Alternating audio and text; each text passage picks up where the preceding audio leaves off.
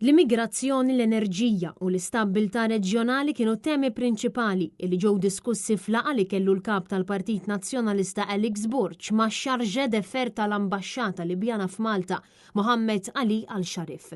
F'mument importanti fir-relazzjonijiet bejn iż-żewġ pajjiżi ġew diskussi temi ta' interess komuni fejn Alex Burch enfasizza l-ħtieġa ta' dialogu kostruttiv u relazzjonijiet ibbażat fuq l-istabbiltà u r-rispett, fejn anka semma kif Malta tibqa' tirrikonoxxi l-Gvern ta' Għaqda Nazzjonali fil-Libja.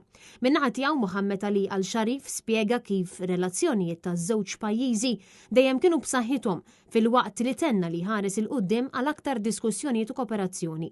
Il-kap tal-Partit Nazzjonalista kien akkumpanjat għal din il-laqgħa mix-Shadow Minister Beppe Fenekadami u mis-Segretarju Internazzjonali tal-Partit Nazzjonalista Beppe Galja.